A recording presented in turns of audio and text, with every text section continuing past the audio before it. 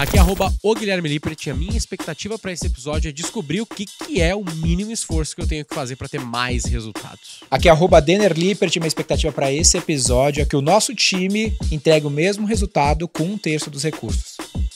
Aqui é @Max Satiro e a minha expectativa com esse podcast é aprender sobre como ser um executivo com 20 anos de carreira. Aqui é @Bianca Juliano _ e a minha expectativa é que a gente possa colocar luz no esforço certo para atingir os resultados desejados. Sim, demais. Top. Demais, vamos lá. Roy Hunters!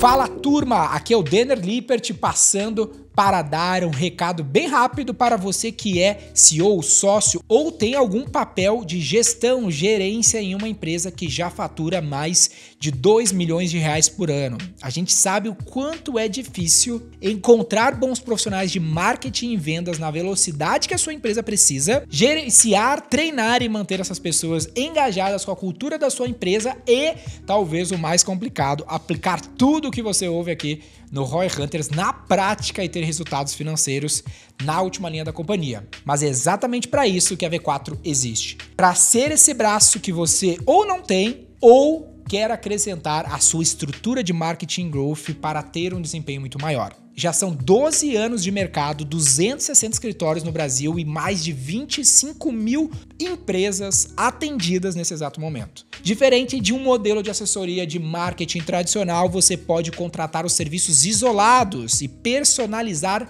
tanto a senioridade da equipe quanto o nível de dedicação ao orçamento que você tem disponível nesse momento. Tua empresa está precisando sair do mesmo patamar de receita onde parou? Quer ter um marketing mais profissional, onde todos os principais KPIs são gerenciados em um mesmo painel e você acompanha de perto e com clareza o progresso das suas campanhas? Então a gente pode te ajudar.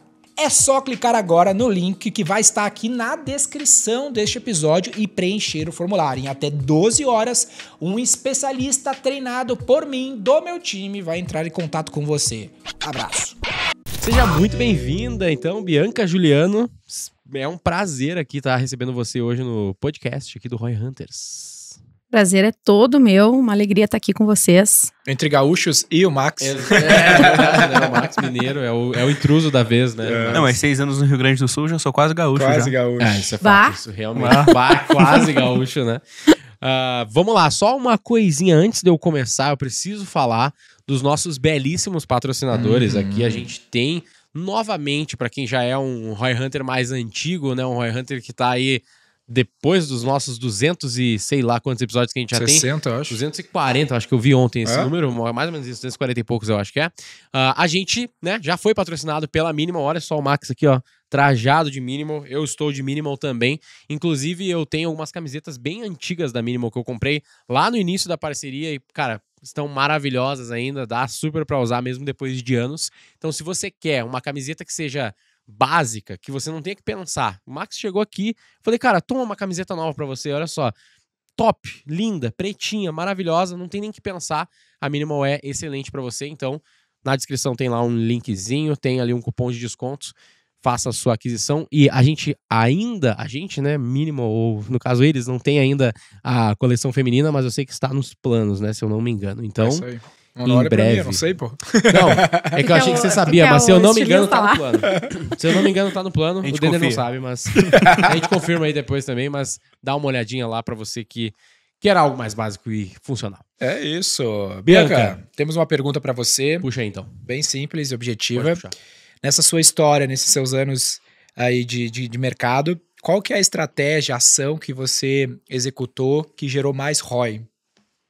Tranquilamente, ações comerciais, né? Sempre fui uma profissional de área comercial. E ao longo desses anos, foram 17 anos de XP.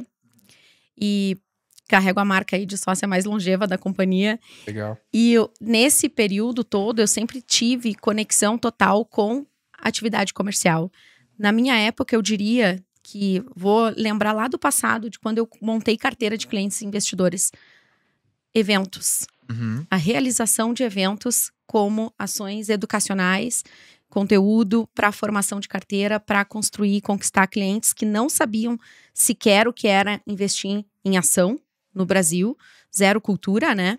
Então, tranquilamente, a realização, eu vou colocar assim, o nome da ação, uma agenda intensa de eventos educacionais, talvez. Tipo live marketing. Só que nome bonitinho. Isso, e eventos, mas no caso lá em Porto Alegre, onde eu comecei, né, eram eventos presenciais, era praticamente de segunda a sexta, eu dando palestra todas as noites. Legal. E às vezes no sábado curso, ou sexta-noite, sábado o dia todo, dava o curso Aprenda a Investir em Ações. Então eu acredito muito na potência dos eventos para o retorno e para a conquista de clientes. Como que era o formato, assim? Vocês divulgavam na 0 hora? Como é que era a jornada? Como é que era esse fluxo? A 0 hora, eu vou fazer um parênteses aqui, teve um episódio, depois que a XP virou corretora, depois já vou responder também a questão de como eu divulgava os eventos, mas teve uma cena muito marcante, que foi o dia que a XP, ela foi a maior corretora, né, no nível de transações num dia no Brasil. Então foi a primeira corretora independente a entrar no ranking, independente de bancos, né? Ela ficou acima de Itaú, acima de todas as grandes corretoras. E aí nesse dia a gente publicou na 0 hora uma página inteira dizendo assim, a maior corretora do Brasil é a Gaúcha. E isso ficava enquadrado. Até tava olhando essa foto ontem. Legal. Mas voltando aqui, foi só porque tu falaste da 0 hora, eu me lembrei disso. Mas eu acho que assim, o meu formato principal de realização de eventos, e o pessoal dizia assim, essa guria faz parceria até com a parede, cara, porque eu fazia parceria, né? Então eu tava sempre em contato com potenciais parceiros. A minha prospecção era para parceria, porque se eu prospectasse para investir, eu não chegava a lugar algum. Não adiantava eu prospectar direto para o meu produto final, que era trazer as pessoas como investidoras. Eu tinha que prospectar para fazer uma parceria, para a gente fazer um evento em conjuntos, fazer um cross-sell de públicos e aquilo sim gerar o momento ali onde eu ia palestrar, né? Então, teve um dado momento que eu consegui entender que o número ideal de pessoas que eu precisava ter sentadas à minha frente todo mês eram 200 pessoas. Isso foi eu parei para olhar qual era o número que eu vinha fazendo nos últimos meses para entender qual era o número que estava me levando àquele resultado de captação. Na época, eu captava 1,5 milhão por mês. Era muito para a época, tá? E aí, eu fui olhar, né? Eu fui olhar para trás, assim, nos últimos 3 meses, quantas pessoas estiveram comigo? 200 pessoas era o número. Então, eu entendi que para ter 200 pessoas na sala, eu precisava de muitos parceiros, porque eu não tinha pessoas, não estavam todas no meu celular, eu precisava chegar, né, na época, através de outras pessoas e outros parceiros. Mas que tipo de parceiro? Aí o parceiro tinha o papel de convidar as pessoas, ele era o canal. Ele trazia o público dele, né? Então, tipo quem? Por exemplo, empresas, escritórios de advocacia, empresas de eventos que tinham seus eventos para eu entrar na pauta do evento, dela, daquele outro negócio. A primeira parceria que eu fiz, eu lembro emblematicamente aqui, foi com uma empresa de eventos jurídicos. Por quê? Porque eu fui acionando meu relacionamento. Então, uma amiga minha tinha uma empresa de eventos jurídicos, ela fazia eventos, hoje essa empresa é de eventos científicos. Ok, na época era jurídicos, congressos, seminários, sabe? E aí eu fiz a parceria com ela e aí eu entrava na pauta do dia do evento, ensinando os advogados a investir e cuidar das suas finanças e da sua liberdade financeira. Mas tu falava no evento dela? Falava no evento dela. E tu convidava pro teu evento ou não? É que assim, ó, com ela, esse é um dos modelos, né? Com ela, eu fiz a parceria porque ela precisava ter acesso a locais legais de eventos. E no prédio da XP, lá em Porto Alegre, tinha um auditório muito legal no térreo. Então, eu alugava como condômina e saía muito mais barato. E ela fazia o evento dela lá, que era super legal, no Carlos Gomes 222. E aí, o evento ficava no porte que ela queria. E eu entrava e dava palestra. Isso foi o início, depois derivaram várias. Porque a gente tá montando lá em Campinas um novo escritório e vai ter dois espaços de evento, um para 200 pessoas sentadas, sem mesa, e um para 70 pessoas sentadas com mesa. E eu já comecei a receber mensagem de gente falando, pô, em Campinas tem pouco espaço de evento, vocês vão alugar? Agora tu falou, pô, vou. Vai alugar. Vou te dar até de graça. Não é nem pelo dinheiro do aluguel, é pelo acesso. Eu acho que é isso. a parceria, ela rola, eu acho que a parceria, para ser genuína e legal, tu tem que te colocar no lugar do outro e entender qual o benefício para aquela outra pessoa, né? Ganha, né? Ganha total, né? Então, nesse caso, com ela, foi assim. Depois tinha outras que eu fazia levando até a empresa da pessoa o conteúdo. Daí, a vantagem que a pessoa via de benefício era entregar um conteúdo de qualidade para seus funcionários, para seu corpo de sócios, para... Tu fazia tipo em company. Sim, fazia em company. Fazia também em outros formatos. Por exemplo, vai inaugurar um restaurante em Porto Alegre. Pô, sei lá, vamos fazer alguma coisa aqui, deixa eu levar. Aí eu já ia levo o meu público, que ainda não era grande, porque eu estava formando carteira, mas eu vou convidar meus clientes também. Os clientes de todos os meus colegas aqui da XP também. A gente vai divulgar. A gente vai encher teu restaurante, a gente leva e tu também vai divulgar pro teu mailing. Então, a gente fazia muito essas trocas. Da hora. E vocês chegaram a fazer, brinquei com a da 0 Hora, porque essa estratégia foi meio que a primeira da XP lá atrás, né, do papo da 0 Hora. Mas vocês, na tua gestão ali, tu chegava a fazer mídia para adquirir as pessoas para ir no evento, ou o foco era mesmo os parceiros serem o canal? A gente fazia de vez em quando, às vezes era no formato nota, né, no formato mais social, e às vezes também pagando. Aí a XP Educação que pagava, quando tinha mais para os cursos, tá? Era mais direcionado aos cursos. Só que para ter o que eu fazia? Eu precisava garantir os meus 200. Eu não contava com a agenda da XP Educação. Ela institucionalmente tinha essa mesma estratégia, mas tu estava fazendo uma jornada independente. Isso, legal? Eu fazia a minha, porque o volume precisava ser muito maior do que aquele da XP Educação. Então, os 200 que passavam eram os meus prospects, né? Da hora. Era para mim, para a minha carteira. E ao invés de tu fazer pitch 1 a 1, tu escolheu esse caminho de fazer um pitch coletivo. Em lote, exato, massa. Então, assim, funcionava muito bem. Foi, claro, assim, é desconfortável no início, sempre tem o risco de uma sala vazia, para quem já deu palestra sabe como isso é desconfortável, mas a gente vai pegando jeito, vai pegando traquejo. Eu tenho um checklist de como realizar eventos. Vai pegando as manhas, né? Vai pegando as manhas, né? E aí eu tinha um checklist de como realizar eventos para captação, que estava sempre do meu lado. Cada dia, depois de um evento, eu ia lá e atualizava aquele checklist, porque eu aprendia por muito tempo, estava aprendendo, né? Da hora. Então é isso, Qual assim. que era o tamanho desses eventos em média, assim? Eram grandíssimos eventos tinha ou não? Petit comitê a evento 200 maior. pessoas no mês, tinha evento de 10, de 20, 30. De 30, de 15.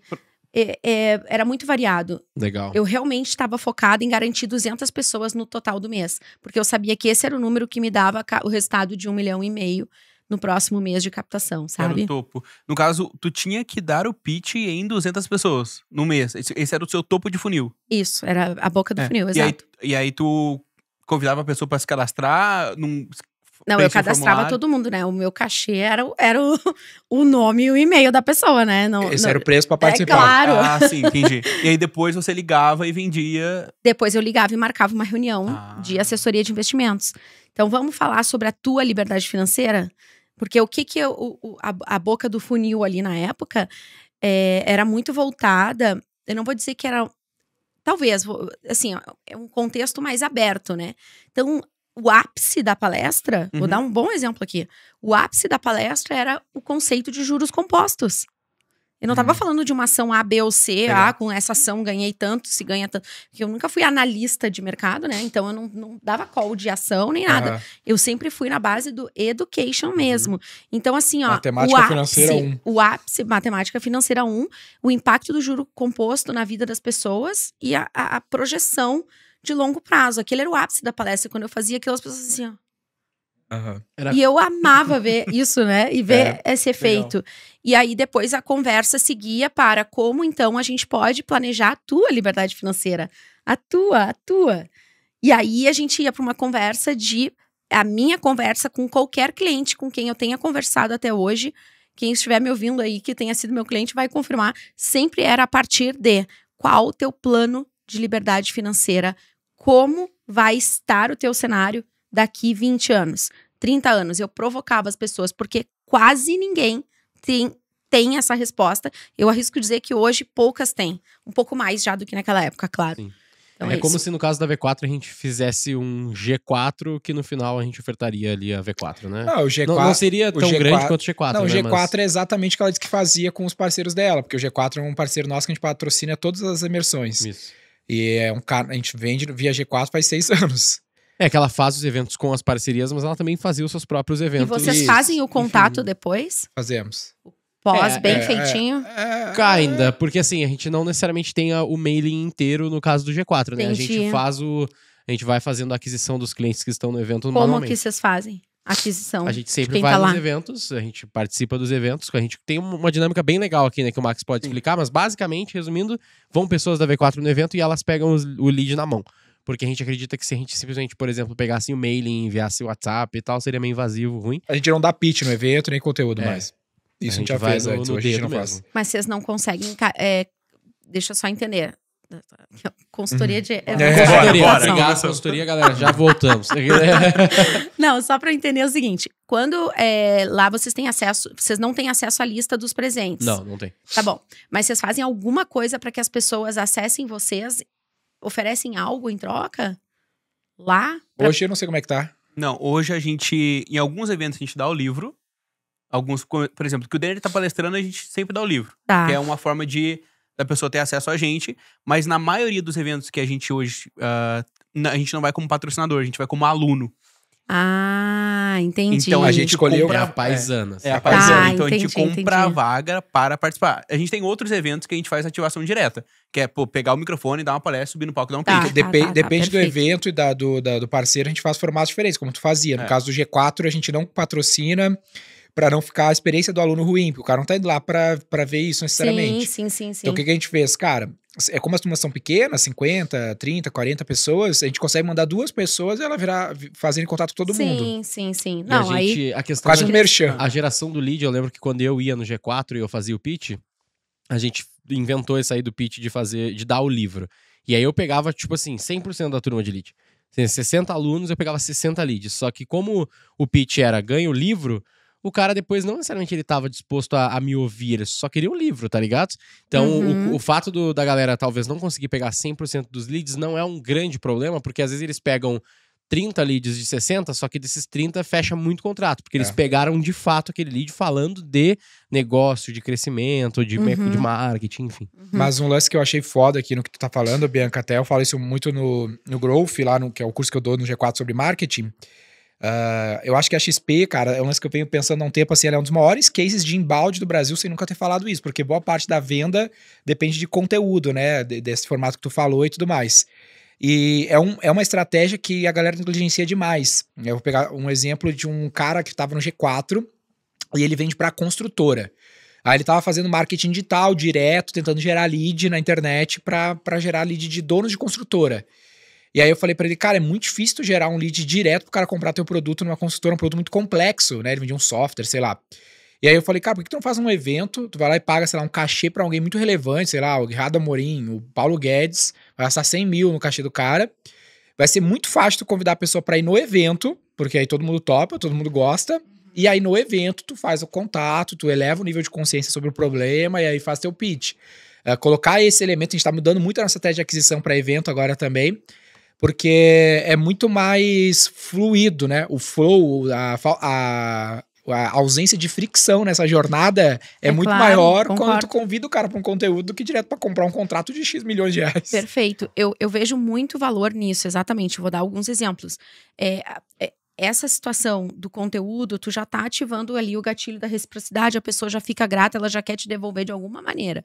Então, tu vai conversar com ela, ela vai depois querer te ouvir, ela vai abrir as portas para uma reunião subsequente. Sim. Começa aí. Sem falar que durante o evento tu amplia o nível de consciência dela. Total. Sim. Que era o objetivo da palestra, como eu fazia lá. Então essa palestra, como eu disse, ela falava sobre sonhos, ela falava sobre projetar o futuro. E a pessoa sentia que ela tinha uma dor que ela não percebia que tinha. Só que daí a sequência tinha que ser... Eu vejo muito isso. E eu vejo que hoje ainda... Tem muita gente que não faz isso lá na XP, já que tu comentou, sabe? Então, se eu falei do sonho, se eu falei de guardar, de projetar, construir um sonho, eu tinha que depois guardar esse sonho com ela. né? E realmente continuar a conversa a partir disso. E não ir direto para uma conversa de produto, de carteira, portfólio, A, B ou C. Não, calma, ainda tem a etapa do sonho para eu resgatar. Então, hoje eu acho que hoje a XP já não faz mais tanto essa estratégia. No momento que ela constituiu a sua marca e que ela virou... As pessoas vêm até a XP muito mais do que no passado. Isso foi ficando um pouco de lado, a questão do educacional e do evento, tá? Então, eu acho que é uma baita estratégia. E eu vou dar outro exemplo. Eu fiz o evento de lançamento do meu livro, tá? Foi super legal. Nunca tinha lançado um livro na vida. Território totalmente desconhecido, né? Tu já conhece um pouco esse território, né, Denis? Então, assim, eu fiquei, putz, como é que eu faço pra ter um evento cheio, né? Porque eu não quero sentar lá e ser micado. Vergonha, né? Eu vou ficar lá na Livraria da Vila, que mico. Então, eu fiz exatamente o meu processo. Aquele processo comercial que eu fazia. Então, eu resgatei todas as pessoas da minha vida profissional e fui convidando as pessoas pontualmente, sabe? Desse evento, o evento teve mais de 200 pessoas. Foi um sucesso, as pessoas iam lá e saíam, diziam, eu vou jantar e já volto, porque a fila tinha 2 horas. E aí eu peguei e falei, eu pensei no dia seguinte, eu fico feliz porque é a força de um processo, é a força de ter feito o mínimo esforço, de fato, e esse evento me gerou vários negócios na sequência, de mentoria, de palestras. Legal. Então, eu não tô mais na ativa comercial, e olha como o evento cumpre esse papel. É exatamente isso, assim. E isso que não era um evento de conteúdo, tá? Nesse caso. A gente tem esse Magic Number, que é o 200, que tu falou agora do evento do livro, e tu comentou também que tu fazia lá atrás o número de 200. E, curiosamente, entre 200 a, no máximo, 240 MQLs é o que um BDR consegue trabalhar hoje. Para desenvolver relacionamento com o contato de fato. E no mês? No mês. E começar a construir esse relacionamento, mas não ser só ligou e deu pitch. Não, tu ia lá e falava, cara, qual é o seu sonho? O que tu tá buscando? É o juro composto lá no longo prazo? 240 é um número adequado, no máximo 240, frente ao bench que eu tanto peguei no mercado quanto aqui da V4. Tu vê. Então, tu lá atrás, tu já seguia esse e fez do livro também. Então, e eu fui me dando conta que era um processo com clareza. Nessa época nem se falava de funil, tá, gente? Esquece, não se falava disso. Então, mas eu fui me dando conta que eu tinha um processo na mão muito claro. E daí vieram os insights, inclusive, que me fazem querer escrever isso para dar acesso a isso às pessoas. Que é o seguinte, né? Eu tava lá um dia na sala, fazendo minhas ligações, coloquei o telefone no gancho. Aí entrou o Newton, que era o head da mesa de renda variável lá da XP. E ele chegou aos gritos na sala, gritando assim, Bianquinha, agora tá explicado. O Max. E aí ele fala assim, agora eu entendi por que tu bate meta todo mês. E eu entendi, cara, tá explicado. Porque eu captava muito, os guri da mesa ficavam assim, né? O que essa guria tá fazendo? E aí, ele falou assim, tu sabe quantas ligações tu fez hoje? Eu falei, não. Ele, 100 ligações. E ontem, tu sabe quantas ligações tu fez? Falei, não. Aí ele falou, 100 ligações. E ontem, tu sabe quantas ligações tu fez, guria? Eu falei, não. Ele disse 100 ligações. É por isso que tu bate meta todo mês. E aí, nesse dia, acendeu uma luz aqui. Eu falei, cara, é isso.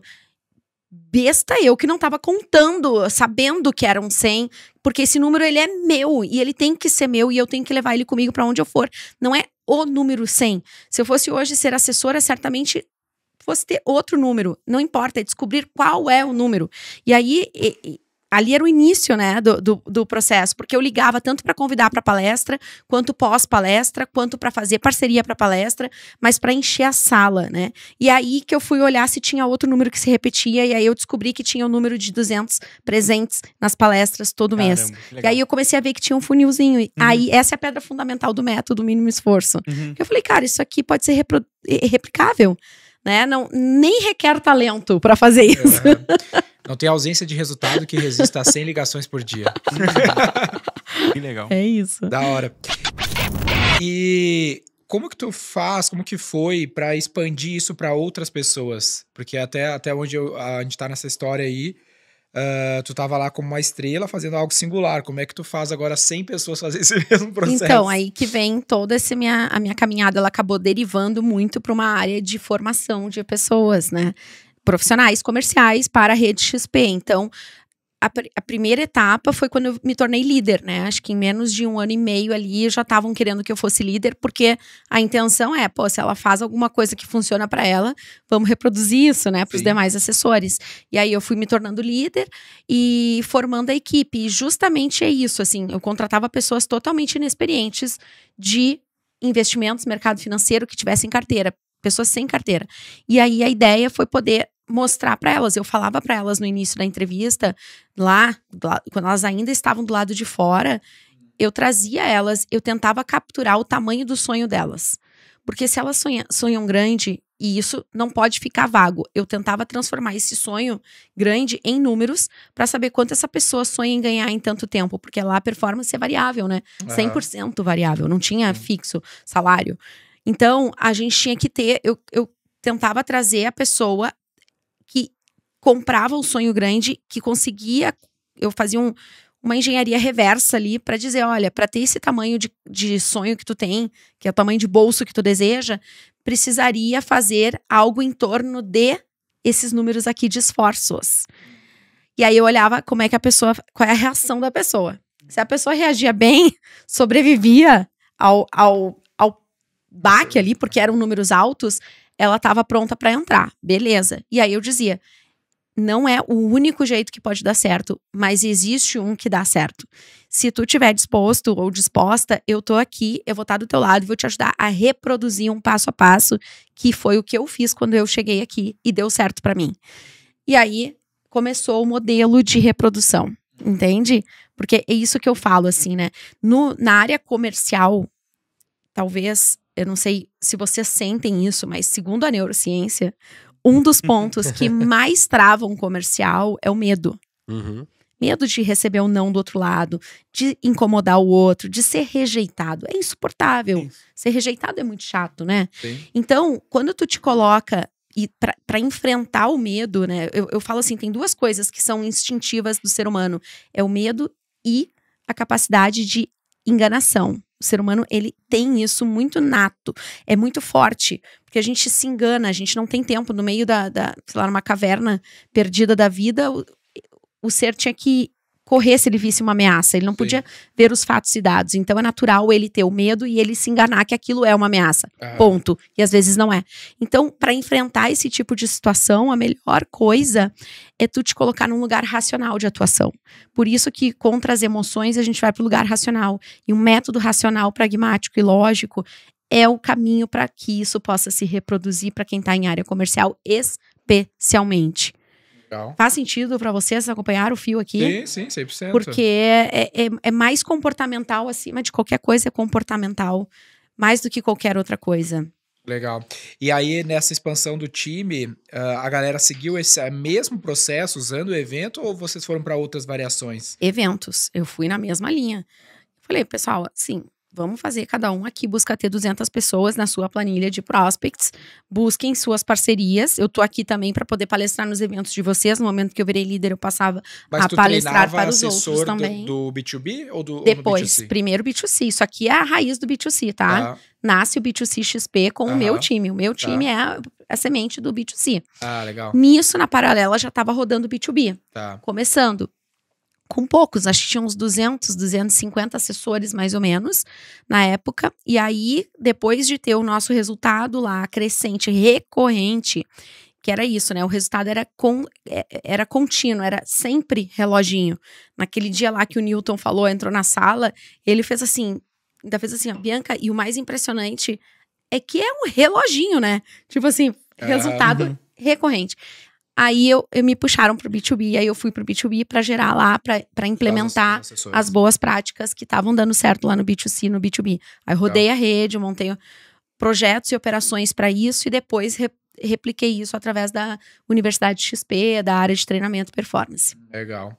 E como é que tu vê a questão de tu conseguir formar um vendedor tão técnico? Porque uma coisa é o cara ser técnico em venda, às vezes ele é ser técnico no produto, né, consultivamente. Às vezes tem uma curva para ele dar uma aula e tudo mais. Sim, tem, claro que tem. Mas eu ainda considero o técnico comercial mais importante do que o técnico em produto. E investimento. Então, assim, de qualquer maneira, o treinamento técnico de classe de ativo, de investimento, de como montar, de asset allocation, ele geralmente eu ativava todos os especialistas da XP, eu não dava o treinamento sozinha. Então, cada especialista vinha e treinava sobre o seu produto.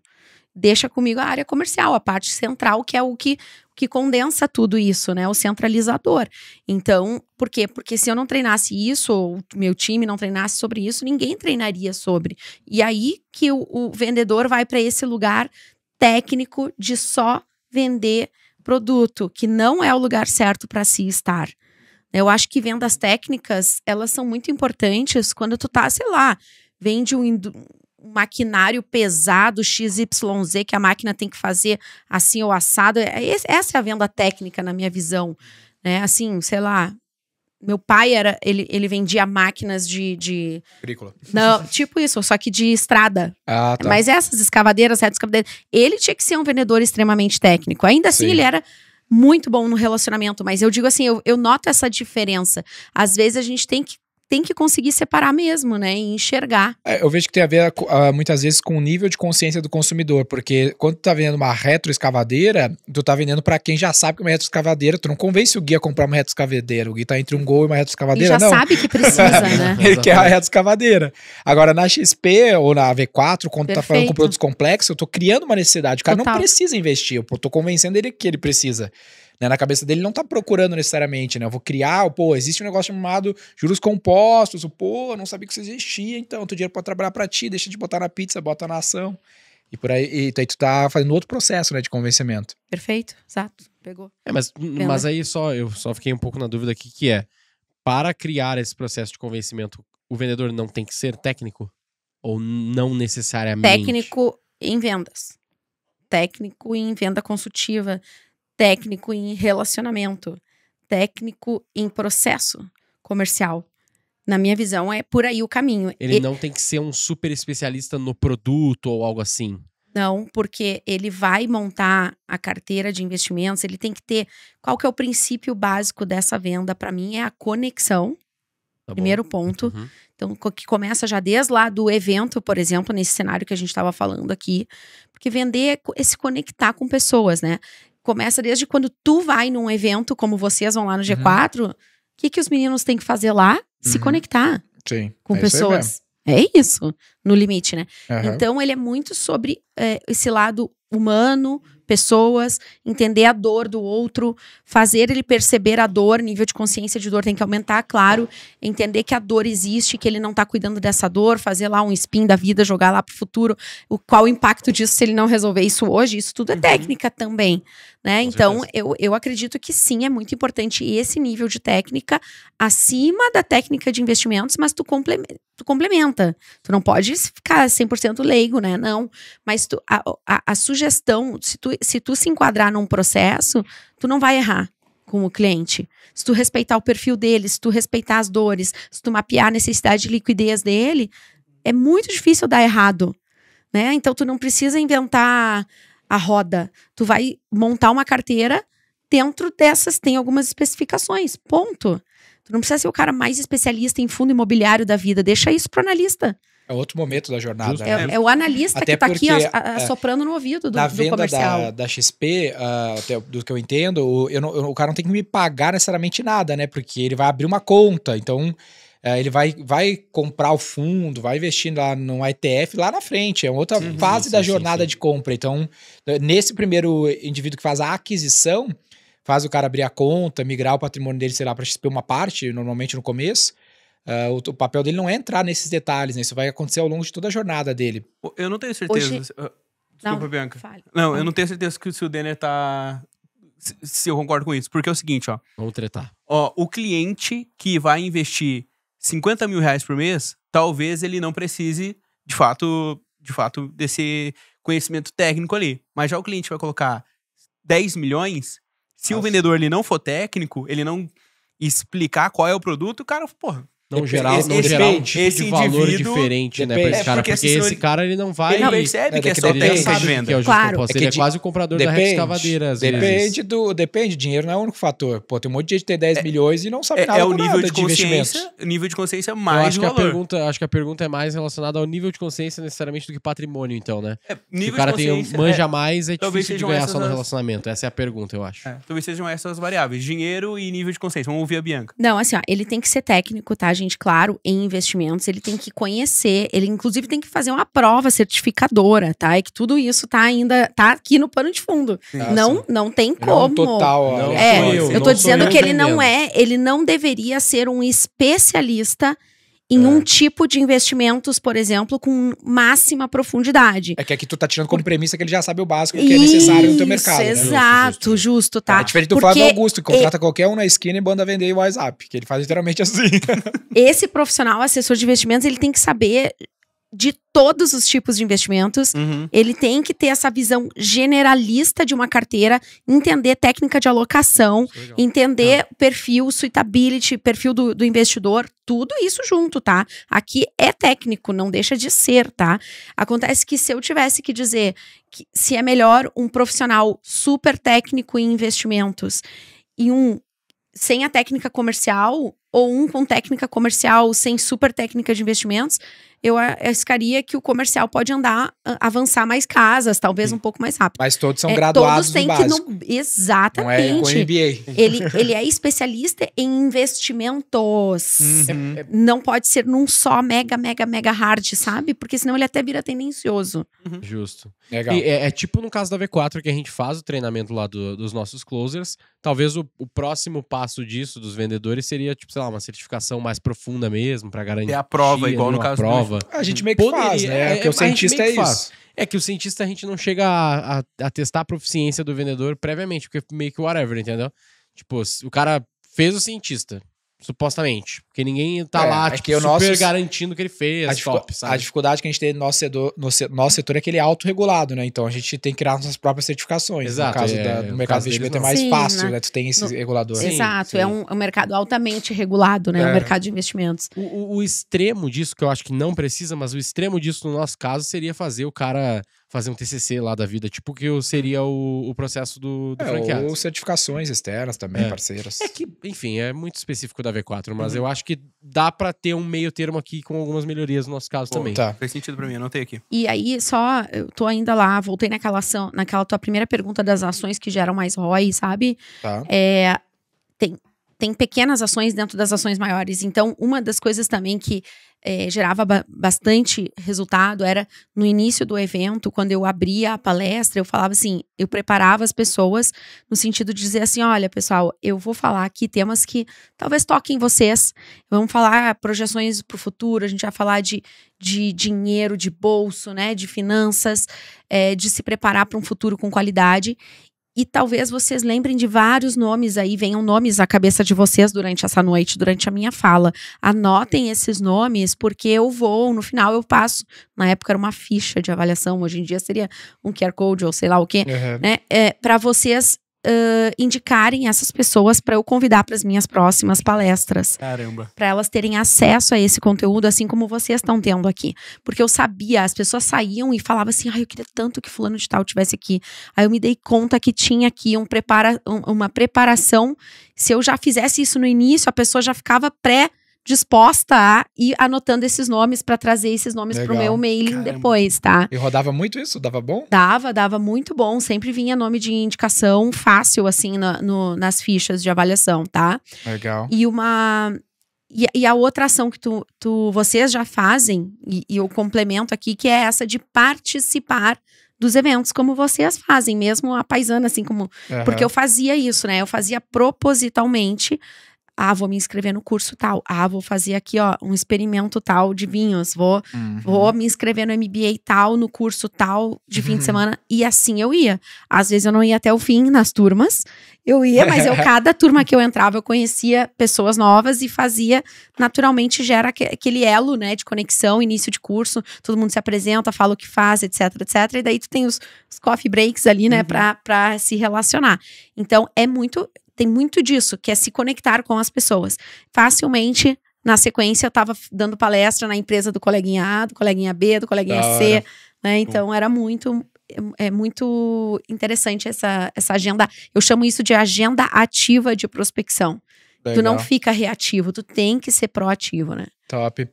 Tem um lance interessante no que tu tá falando aqui, tem várias coisas interessantes que eu fico pensando no nosso time, mas uma delas é a paciência que eu sinto que o modelo de vocês naturalmente tem, que tem pouco em outros setores e também no nosso, no sentido assim, vocês constroem uma relação de fato de longo prazo e extraem muito valor do cliente, gerando valor para ele ao longo de toda a vida dele, né? Então, o que eu quero dizer com isso? Diferente do teu pai lá ou de outros setores, que tu tem que vender $1 milhão pro cara no primeiro conversa, e depois tu não vai ter a chance de vender outra retroescavadeira para ele, agora ou nunca. $1 milhão por dia, assim, né? Vender No business dos mercados financeiros, o que eu acho muito foda, a gente tá tentando fazer isso aqui na V4, tem dado muito certo, é a paciência. Cara, eu preciso fazer o cara ir no meu curso. Aí, de graça. Aí eu vou fazer ele abrir a conta. Aí ele vai fazer o primeiro aporte. Aí ele vai fazer o segundo aporte. Aí ele vai vender a casa e vai fazer o terceiro aporte. Ao longo de 10 anos eu vou ganhar milhões com esse cara, gerando valor para ele, mas eu não preciso fazer com que ele venda a casa dele agora e compre tudo em ações XYZ, né? Então eu vejo que muita empresa tem esse problema de ter portfólio, que talvez nessa tua experiência seja mais natural, mas é muito diferente em muitos casos que a gente vê, no nosso caso também, de se construir um portfólio para entrar no cliente, e às vezes o portfólio pode ser criar um evento. Eu tenho falado muito isso nos meus cursos lá do Growth, que eu falo, cara, acho que todo mundo tinha que criar evento aqui, porque evento é muito fácil de vender, né? Porque ele é de graça, ele é barato de produzir, todo mundo gosta, é a melhor forma de ser teu primeiro produto para o cliente entrar em contato e aí depois tu vender o produto mais complexo e por aí vai. Então essa paciência no portfólio eu acho que é um elemento bem legal na tua história, no que vocês fizeram. Porque é um ciclo longo, né? Quer dizer, se tu quer que seja um ciclo longo... Deveria querer, né? Tu tem, exato, Então, assim, se tu quer construir essa jornada longa na vida do cliente, tu precisa estar oferecendo, entregando coisas, né? Com vários touch points ao longo da jornada, agregando valor em vários momentos. Até porque, assim, se tu não quiser entrar numa commodity na vida dele, né? E o cliente do investimento, né? Ele tem isso, né? Porque a vida toda dele, o ideal, eu imagino assim, seria ele... o cliente querer ficar velhinho aqui comigo, sabe? Sim. E eu passar a vida toda ao lado dele, financeiramente, cuidando das finanças dele, dos investimentos dele. Então, tu precisa estar muito presente, tu tem que fazer o que eu chamo de metodologia de relacionamento contínuo, né? E os eventos que vão depois saindo de evento de boca de funil, e aí eu começava a entregar eventos tipo, aprenda a investir em imóveis de uma forma diferente. Conheça investimentos isentos de imposto. Aí já não é mais boca de funil. E aí tu vai, e ele vai também se capacitando contigo, se ele quiser. Nem todo cliente quer aprender tanto sobre, quer só delegar, sabe? Também tem que ter esse senso aí. E tu não tinha um momento onde tu perde o cliente? O que tu faz com esse caso do cliente desinvestiu lá o patrimônio dele da XP ou levou porque ele comprou um carro e ficou zerado? Então... O que tu faz com esse cara? Então, assim... Ou porque ele foi pro azulzinho lá. Tudo começa no processo de... claro que tem, né? Óbvio, senão não existiria o churn. Tem, sim. É natural. Porque até ele também usa o dinheiro, como tu disse, vai comprar um carro, vai precisar resgatar. Vai gastar no poker. Mas o que eu sempre buscava fazer e que eu acho que é o melhor caminho... Também não é 100%, não impede 100% isso, mas é tu construir de fato. Lembra que eu falei que tudo começava no sonho? Sim. Se começa no sonho, eu tô guardando o teu sonho aqui. Denner, eu tô guardando o teu sonho. Porque eu sou melhor guardiã do que tudo o teu próprio sonho. Sim. É nesse nível. Então, o cliente me ligava, vou resgatar um carro. Nossa, essa é muito... Clássica. Muito clássica. Final do ano, então, ali é muito comum. Então, assim, eu vou trocar de carro. Tá bom, deixa eu só te mostrar o impacto disso naquele plano que a gente construiu, tá? Só isso, eu preciso, é meu papel. Então, ele aumenta talvez em tantos anos o teu viver, a tua vida financeira livre foi esticada aqui, tudo bem? Tá tranquilo com isso? Porque é isso, se tu não tem esse plano, é muito mais fácil tu buscar prazeres momentâneos, instantâneos, hoje. Se tu tem o plano, construído e tu te coloca, eu como assessora me colocava nesse lugar de guarda desse sonho, eu trago a consciência pra ele. Tudo bem, ele vai usar o carro, ele tá valendo. O prazer do carro agora vale mais do que a minha vida financeira livre com, sei lá, 100 mil mês aos tantos anos de idade. Ah, não, isso estica teu plano em mais 2 anos, tá bom? Tudo bem? Então, eu usava matemática e o relacional pra trazer pra ele isso, entendeu? Mas, é o que dá pra fazer. Mas beleza, e isso tu fazia pra prevenir o churn. Mas uma vez feito, aconteceu o churn. Comprei o carro, azar. E ele zerou, ele foi pro BTG, tu mantia ele na tua carteira, convidando ele pros eventos pra tentar reativar? Claro, total. Esse caso do concorrente, acho que é um bem específico. O que você fazia? É que eu nunca, assim, eu nunca cheguei a perder o cliente total para ele ir para concorrência. No máximo, ele ia experimentar um produto lá, tá? Legal. Até porque, na minha época, poucas pessoas, poucas empresas tinham essa proposta que a gente tinha, tá? Mas eu deixava, claro, não tinha o que fazer, né? Eu trazia os argumentos. Quando ele pegava, geralmente esse é o cliente que tá com a cabeça um pouco mais instantânea, assim, de resultado rápido da carteira. Meu portfólio de clientes investia através de fundos. Então, acaba que ele, tinha lá a geração na época.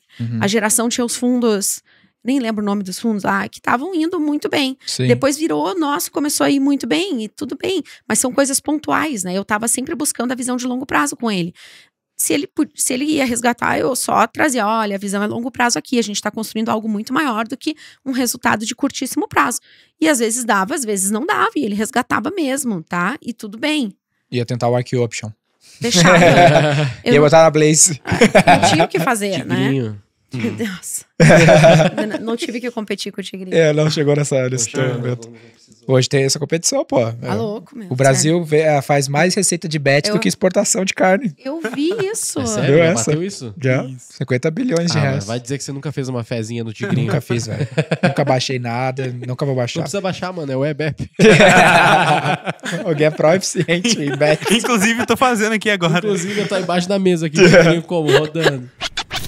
Aí outro detalhe que eu queria resgatar aqui do que tu falou, hoje, no nossa geração aqui de Roy Hunters, a galera é muito viciada em mídia, tá? Talvez seja um pouco do que aconteceu em algum momento na XP lá, pelo que tu falou. A mídia é o tigrinho do marqueteiro. É o tigrinho do marqueteiro. Então, cara, tu compra mídia, gera lead muito fácil, entre várias aspas, e toda hora tá chegando lead. Cara, aqui na V4 a gente gera 10 mil leads por mês, né, de empresas. Então, um vendedor tem lead até não dá mais conta, né?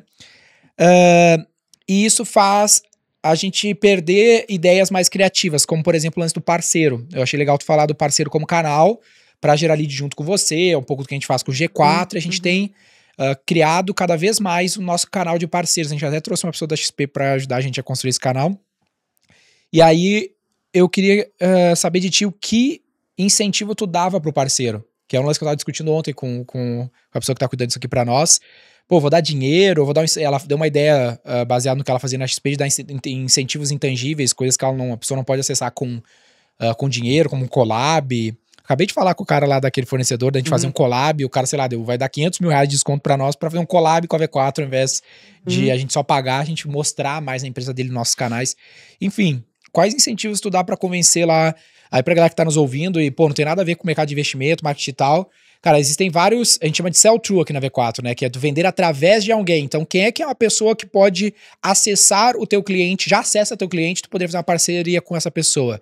Exemplo, a Minimal tá aqui patrocinando a Visp Capital, a Eletromídia, porque a gente acessa pessoas que eles querem acessar. Então, a gente é uma venda através da gente. Um distribuidor. Vai existir esse play. Tu vende pra empresa, cara, contador, advogado, assessor de investimento, agência de marketing. As ferramentas adoram parceria com a agência de marketing. Então, quem é esse parceiro no teu setor? Então, pensa nisso. Uma vez que tu tem isso, como que tu vai convencer a V4 a querer ser teu parceiro? Né? Quais incentivos tu dava para essas pessoas? Então, a gente, por ser um mercado muito regulado, isso não era tão simples e trivial. Eu não podia pagar a indicação. Tá. Era muito complexo, né? Principalmente no início, que a gente estava aprendendo a lidar. Não dá pra fazer um pix de comissão do cara. Não dá pra fazer. É tipo um finder fee, né? Tipo assim, uma coisa que a pessoa gera o cliente e ela ganha algo em troca. Então, realmente, eu ia na linha de fazer assim, olha, são benefícios intangíveis mesmo, como tu disseste. Assim, vou te dar desconto para o curso. para os teus, exclusivamente para a tua base, né? Então, vou lá, sei lá, Clube Leopoldina Juvenil, um outro lugar que eu fiz parceria. Então, eu vou fazer a palestra aqui, depois a gente vai dar um curso, e o curso tem valor exclusivo mais baixo, mais barato, para vocês, para os sócios do Leopoldina Juvenil. Um benefício para os teus sócios. Exato, nesse sentido, sim, eu tentava criar e tentava... A resposta vinha através do que era o interesse da pessoa. Porque o foco da educação na XP nunca foi para gerar resultado financeiro. Então, assim, não era relevante. O curso era R$250, né? Então, assim, por mais que a gente tivesse o pagamento ali e a receita, ajuda a diminuir o CAC. Sim, ajuda, mas o foco não era o resultado financeiro da educação. Né? então, eu não tinha moeda de troca para dar para o cliente, para dar para ele pagar a comissão, financeiramente, tu pagar isso, para pagar pelo dinheiro que ele trouxesse. Eu não queria nem entrar nessa seara, nem dava, entendeu? Porque primeiro o cliente vai investir comigo no longo prazo, o retorno é no longo prazo, ele não é um agente autônomo credenciado, não vou remunerar ele com comissão não dava. Então eu nem entrava nessa seara, ficava mesmo mais conservadora nos benefícios, na troca, no que interessa, no valor agregado que ele tá dando pro público-alvo dele, o que ele tá entregando a mais que a concorrência não tá, coisas nesse sentido. Tu tentava ter poucos bons parceiros ou muitos pequenos parceiros? Muitos pequenos parceiros. Muitos pequenos parceiros, porque, como eu te disse, às vezes um evento com um petit comitê de 10 pessoas, às vezes me dava mais resultado do que um evento para 100 pessoas. E o desgaste para ter um evento para 100 pessoas é muito grande. Até porque o ticket por cliente pode ser muito alto, né? Exato. Pegar poucos bons clientes muda o jogo. Isso, né? Então eu queria vários clientes para oxigenar, vários parceiros para ter vários públicos diferentes e gerar através desses públicos a base de clientes ali, né? Então, pelo fato de eu ter contado para vocês que a minha primeira parceria foi uma empresa de eventos jurídicos, por exemplo, na minha carteira tinha muito advogado. Então, depois disso, eu ia pro escritório do advogado, entendeu? Então, eu olhava na base, quem esse cara me acessa? Quem ele me dá de acesso? Muitas vezes, as pessoas vinham no evento e no final ligavam no dia seguinte, até por isso que aquela hora eu perguntei como é que é o pós-evento, porque tem que ser muito bem feito. Errou muito nisso, né? Eu, pessoalmente, já fui em vários eventos que eu tenho certeza que eu seria um prospect-alvo e eu não fui contatada no dia seguinte, tá? E eu vejo Até muita queria comprar, mas ninguém me ligou. empresa fazendo isso. Tipo isso, tá? E aí, empresa de marketing, tá? Então, vermelha, assim... não, por acaso não. Era azul, então. Se não era vermelho, era azul. Mas o que eu tava falando, assim, de cliente não. Porque a pessoa não tinha dinheiro, ela dizia assim, olha, Bianca, eu amei o que eu ouvi ontem, tu abriu meus olhos aqui, eu não tenho liquidez no momento, mas eu tenho um amigo que vendeu uma empresa mês passado, cara, e eu vou te conectar com ele. Legal. Eu vou te colocar lá na minha empresa, eu quero que tu fale com os meus sócios, tá? Eu tô sem grana no momento, mas eu quero que tu vá. As pessoas já queriam, entendeu? Então, porque tu entregou alguma coisa pra elas, tu abriu os olhos dela pra alguma coisa que ela não tava ligada, ela não tava acompanhando na vida. Ela ia passar a vida toda dela e ia continuar acreditando que para acumular riqueza tem que abrir uma empresa de exponencial que gera liquidez, ou ganhar na Mega Sena, ou no Tigrinho, ou que mais? Ou ter herança, sei lá, sabe? Nascer em berço de ouro. E eu trazia pra elas o conceito que não, ela pode acumular riqueza por outros caminhos, né? Então é isso. Uma dúvida só rapidinho dos eventos, e aí eu queria mudar pro conceito do livro do Mínimo Esforço.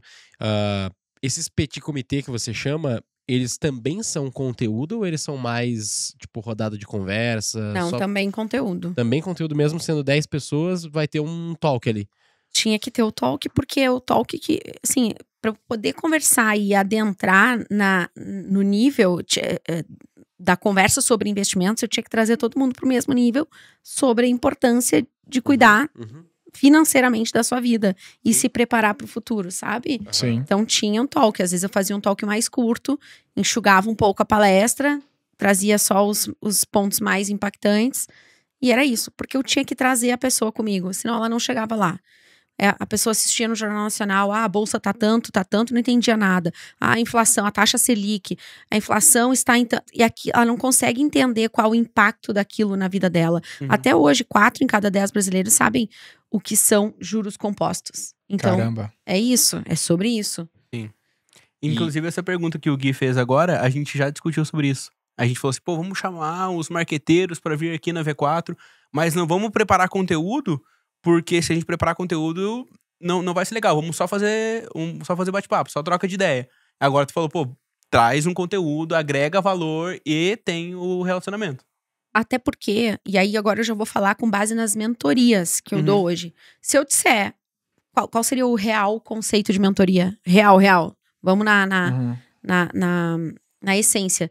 Seria a gente eu abrir a câmera, tá com os mentorados ali, e eles me perguntam o que vocês quiserem.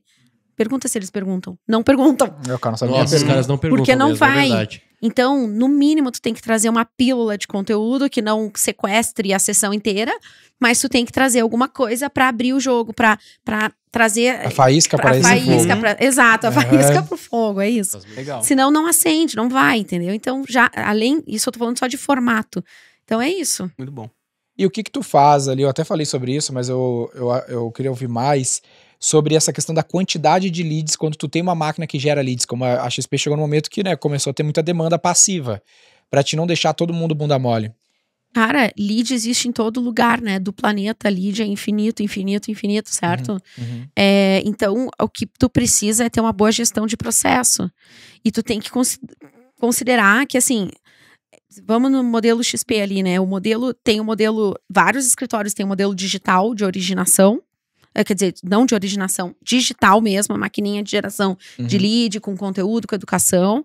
Outros vão no modelo originação própria do assessor, base de relacionamento.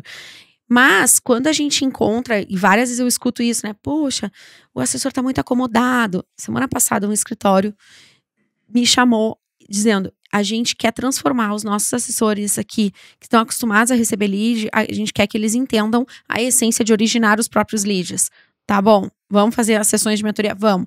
Por quê? Porque assim, tu tende a ficar acomodado porque tá caindo no teu colo. É a mesma coisa no banco. E quando a gente traz gerentes profissionais de banco, a mesma coisa. Tá acostumado no banco.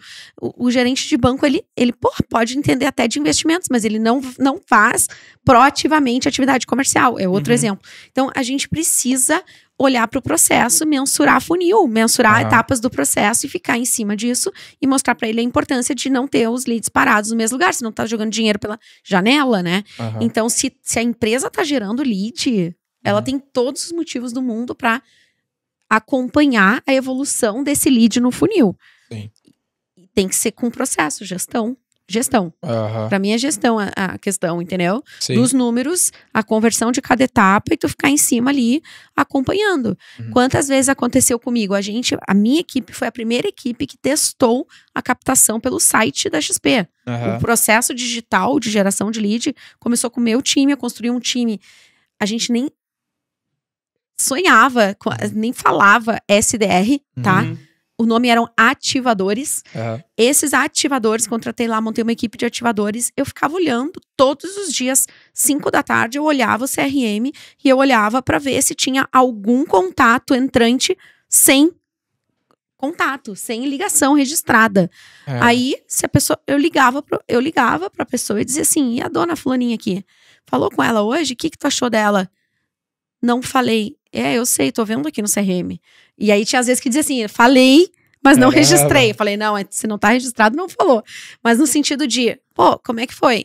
Tem até entrar no sangue, precisa às vezes desse nível de gestão mais próximo. Legal. De alguém, barriga no balcão comercial, líder comercial.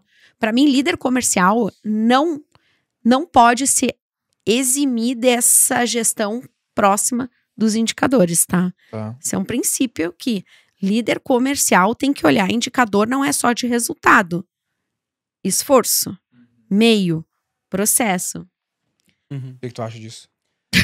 Inclusive, eu fiz um papo com os clientes ontem, eu já falei isso no podcast uma vez, que é as 3 métricas que eu observo no time, que é a métrica de atividade, métrica de eficiência e métrica de resultado. Eu já falei isso, acho que aqui no Hunters mesmo. Perfeito. Que a métrica de atividade é literalmente o esforço. Que é, pô, quanto de ligação esse cara faz? Quanto de visita ele faz? A métrica de eficiência é a qualidade do trabalho. Quanto das visitas que ele fez, ele tá conseguindo marcar? Ele tá conseguindo vender? Perfeito. E a métrica de resultado é, pô, tá vendendo? Tá gerando dinheiro? Qual que é o ticket médio dessa venda? Então, de pagamento. qual que é a forma de pagamento, qual que é o CAC que esse vendedor está tendo em relação aos demais, que seriam essas 3 métricas, atividade, eficiência e resultado. Perfeito. É isso. Aí tu não perde a operação da mão e tu consegue garantir, senão tu fica cheio de lead solto. Fica muito lead perdido, porque tá fácil, lead chega fácil, as pessoas vão se acomodando, faz parte. O gargalo tá ali na métrica de atividade, que é o que tu falou, que o pessoal se acomoda, tipo, só entra lead de inbound, só entra lead da mídia. Aí o cara não quer ter o esforço a mais, até fazendo um gancho pro livro, que é assim, ó, o esforço a mais de fazer essa agenda de prospecção ativa, né, que é que é muito mais trabalhoso do que o inbound. E o gancho com o livro agora é, se tu tinha essa agenda de prospecção ativa, como que o nome do livro é o mínimo esforço? Agora fiquei com essa dúvida. Perfeito. É porque o mínimo esforço, ele não significa que seja pouco esforço. É qual o esforço certo, é o mínimo esforço necessário para se chegar no resultado-alvo desejado. Então, assim, essa é a brincadeira, assim, né? O Guilherme até fala, não se engane, né? Não é sobre pouco esforço, ele fala isso no prefácio. É porque não é tu fazer pouco esforço. E essa é a jogada aqui, é sobre tu saber, primeiramente, preciso saber qual é a quantidade de esforço, chame de atividade, chame como quiser aqui, mas tu precisa saber qual é a quantidade certa de esforço necessário para o teu resultado-alvo desejado. E aí o método aqui, né, o método mínimo esforço, ele tem 5 etapas. A primeira é identificar qual é o sonho grande da pessoa.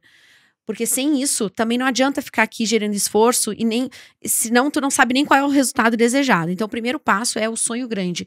Tem que estar claro. Qualquer pessoa tem que ter seu sonho grande. Eu sempre falo, quando eu comecei a trabalhar lá na XP, a XP eu não fui trabalhar lá, todo o meu respeito, toda, né, a minha parceria aqui com a empresa, 17 anos, né?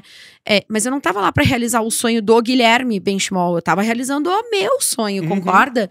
O meu sonho, quando eu cheguei lá, o Guilherme me vendeu a ideia, vamos transformar o mercado financeiro brasileiro, a gente tá aqui pra revolucionar e etc, tá bom, tô dentro, mas eu fiz a leitura disso para o meu sonho. Fiz um depara. E esse depara, na minha cabeça, que é o passo 1, foi um livro. Eu vi o livro, eu trago nas minhas palestras a imagem de um livro com a página em branco, eu falei assim, isso vai estar escrito na história do Brasil, bem romantizado, assim, sabe? É história, a gente tá fazendo história. O sonho grande do vendedor aqui. Da pessoa, isso. Exato. Aí esse sonho grande também não serve pra nada, fica lá, imagina, né? Fica lá perdido, mas ele é muito inspiracional. Então eu pensava assim, eu vou impactar muitas pessoas, eu vou mudar a vida das pessoas, isso é o sonho grande. Isso vai estar escrito num livro um dia, não é à toa que o livro tá aqui. Porque é muito forte tu ter esse sonho grande. Esse sonho grande, passo 2 do método, tu te desdobra isso em um plano de curto prazo numérico. E esse numérico não é numérico só de resultado, aí é que tá. É numérico também do esforço que leva àquele resultado. Daí é uma engenharia reversa. Para mim, vou fazer o paralelo com a minha jornada. No meu primeiro ano de vida de XP, qual era o meu maior sonho? Quer dizer, o meu maior sonho, eu já falei, o meu objetivo de curto prazo, morar sozinha, pagando as minhas contas. Tá bom? A gente sabe, é fácil fazer uma engenharia reversa disso. Quanto precisa para morar sozinha, sair de casa, beleza? E aí eu comecei a construir um simulador que ia me mostrando quanto tempo, qual é o tamanho da carteira que eu preciso para ter isso aqui de renda e etc. Porque senão eu não enxergava, eu ficava cega, sem essa visualização, entendeu? Então eu precisei fazer isso para saber, então. E aí vai indo de trás para frente e com a ajuda do Newton, que foi lá e falou para mim que eu fazia 100 ligações, eu fui juntando todas essas peças e fiz o simulador reverso de quanto para ganhar tanto, preciso tanto de esforço. Chegando nesse nível do esforço. Aí eu fiz um plano de esforços e resultados para 1 ano. Aquilo foi meu bote salva-vidas. No meu primeiro ano de construção da carteira, senão eu tinha morrido na praia várias vezes. Várias vezes depois de um evento, que nem sempre todo evento é super sensacional, eu saía frustrada 10 horas da noite lá, e eu pegava, antes de ir para casa, eu olhava o meu simulador. E eu pensava, eu estou um pouquinho mais perto. Então, passo 2. Passo 3 é o plano de ação. O plano de ação, ele é tu escrever as ações que tu vai fazer. Então, eu vou frequentar 2 cursos este mês, esse e aquele, vou atrás disso, eu vou fazer 5 parcerias, 2, uma é com o Clube Leopoldina Juvenil, a outra com a Elo Eventos, a outra com o escritório lá tal. Esse é o plano de ação. Quais ações que eu vou fazer que vão levar aqueles indicadores de esforços que estão no plano numérico, tá? 4º passo, executar, ponto. Só isso. Executar com intensidade e qualidade. Não é só um, não é só o outro. E o 5º passo, acompanhar. Todo dia eu tenho que fazer minha autogestão ali. No limite, se o líder sumiu, né? O líder comercial sumiu. Deu apagão no líder. Eu tô sozinha aqui, é comigo. É pra mim. É pra aquele meu sonho. Então, quando eu me dava conta, quando o Newton entrou lá na sala aos gritos, um dos insights que eu tive no momento seguinte que ele saiu, eu falei, caramba, eu faço 100 ligações por dia. É pra mim mesmo que eu faço, sou eu, porque não tem ninguém me olhando. É quando ninguém tá me olhando que eu tô fazendo 100 ligações. Então, aquela foi a maior prova de que eu não tava fazendo pra ninguém, eu tava fazendo pra mim. Então, eu passei a contar em palitinho a quantidade de ligações, porque aquilo era o meu poder, era a minha força, aquilo era meu, ninguém tirava de mim, entendeu? E eu falei, isso vai comigo. E aí começou a se formatar esses 5 passos aí, que são o método, e por isso que eu te digo, então a relação de quanto de esforço para quanto de fim, começa em saber qual é o fim desejado, e aí depois qual é a conversão nas etapas do funil para tu saber quanto que tu precisa desse esforço. Se ele é mínimo, se ele é grande ou pequeno, é relativo, mas ele tem que ser o mínimo necessário. Se eu fizesse menos de 100, lá naquela época não daria. Hoje, pode ser que dê, porque hoje todo mundo já conhece XP, as pessoas estão mais maduras em termos de finanças, educação financeira no Brasil, etc. Pode ser que não seja 100. É isso. Legal. Eu acho que, eu tava pensando enquanto falava, em alguns casos que eu vivo aqui, eu vejo que talvez em alguns contextos a galera de fato romantize o esforço excessivo, no tipo assim, é o jeito mais incompetente, entre aspas, da pessoa parecer que tá fazendo um bom trabalho. Então, cara, eu vejo direto em pessoas aqui lideradas nossas que a gente conversa, que são muito boas, no sentido de executarem pra caramba, e aí às vezes fica assim, cara, não, eu tô trabalhando pra caramba aqui, por que eu não ganho mais? Porque não é sobre tu fazer um monte de esforço, é sobre tu fazer o esforço certo e gerar o máximo de resultado. Exatamente. Então, como é que tu entrega a mesma coisa com 3 vezes menos recursos? Tem gestor nosso que a gente às vezes joga a pessoa numa vaga de liderança e a pessoa começa a contratar um monte de gente. E aí a única coisa que a pessoa consegue fazer é pensar em mais pessoa para contratar. E aí eu sempre falo, cara, não é sobre mais pessoa para contratar, qual é o mecanismo que tu pode botar, um processo, uma pecinha que vai fazer a gente entregar o mesmo ou mais resultado com o mínimo esforço. É isso, por isso que não pode começar solto, tu não pode ter uma equipe comercial e dizer assim, oi pessoal, vamos lá, a partir de hoje todo mundo aqui tem que fazer 5 reuniões por dia, ok? Deu, a pessoa, ela já começou errado, porque ela não começou do princípio. Ela não entende por que 5, ela vai fazer 5 porque estão pedindo pra ela fazer 5. Então não é só gerir esforço solto. Entendeu toda a construção da onde saiu esse esforço? Então é isso. Então minimamente toda a liderança tem que saber qual é o sonho grande de cada pessoa, ajudar a pessoa a enxergar isso, se ela não enxergar sozinha. Sim. E aí vai desdobrando a partir do sonho grande em plano numérico de resultado para curto prazo. Ano que vem tem que ter um novo plano numérico de resultado pro ano que vem. É assim, né? E aí tu chega na fórmula do esforço. E aí, por que gerir esse esforço, né? Porque é a única coisa que tu pode gerir. Ninguém consegue gerir resultado. Na minha, tem uma frase clássica, ela tá no início do livro ali, que eu falei a minha vida inteira, foi meu mantra, e que bom que foi. Você só pode gerir o esforço pelo resultado. Tu se abraça e chora, ou se abraça e comemora. E deu.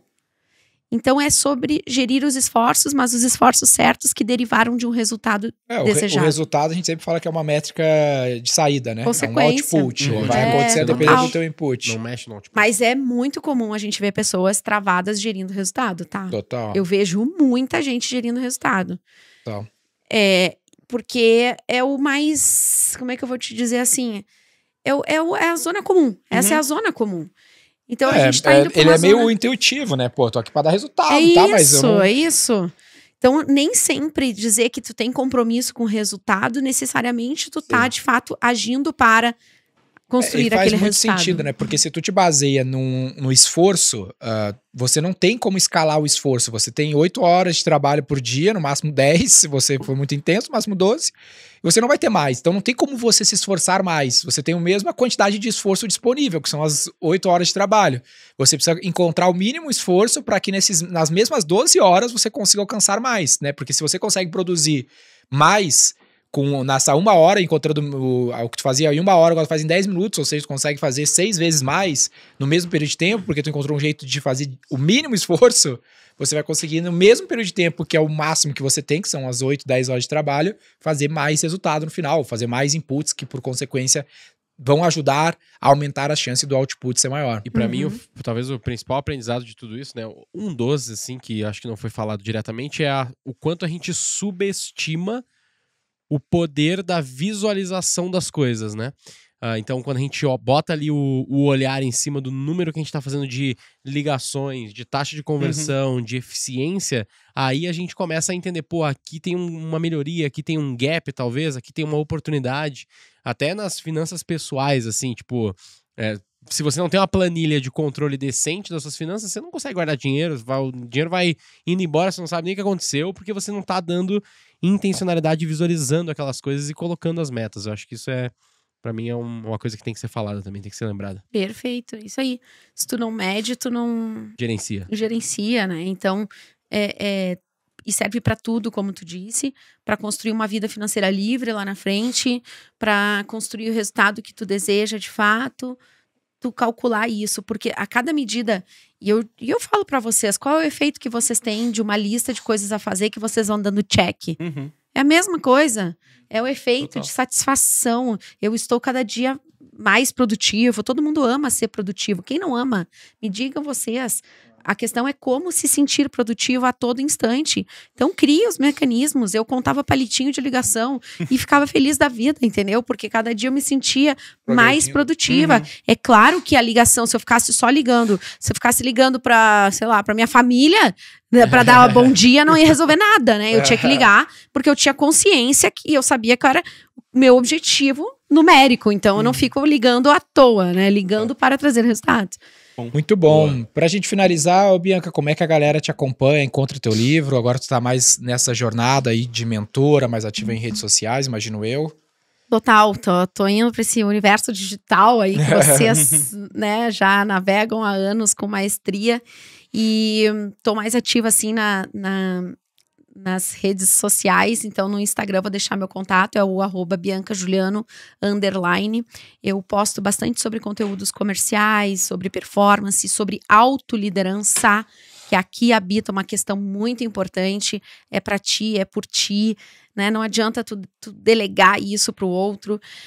Então, no Instagram, no LinkedIn, Bianca Juliano, eu posto uma news também a cada 15 dias lá com conteúdos sobre performance, sobre resultado, e também estamos em breve lançando turmas de mentorias abertas com Mínimo Esforço Educação. Lá também tem o link do livro, e o Mínimo Esforço Educação vem com essa missão de trazer esse tipo de provocação para as pessoas e fazê-las chegar nos seus sonhos, né? Acho que o método mínimo de esforço, ele é um método para ajudar as pessoas a realizar, sair do lugar só do sonho, mas também não esquecer de sonhar, porque ele é o passo 1 do método. Da hora. É isso. Muito bom. Demais. Lembrando aí, você que está nos assistindo, então, muito obrigado pela sua presença aí no YouTube. Lembra de deixar aquela stack, se você chegou até aqui, comentário, curtida, compartilha esse vídeo com alguém que você acredita que pode aprender ainda mais sobre vendas com a aula que a Bianca aqui deu pra gente. Bianca, muito obrigado pela presença. Eu que agradeço, foi um prazer estar com vocês aqui. Aprendi muito também, já fui pegando vários insights aqui. Boa. Demais.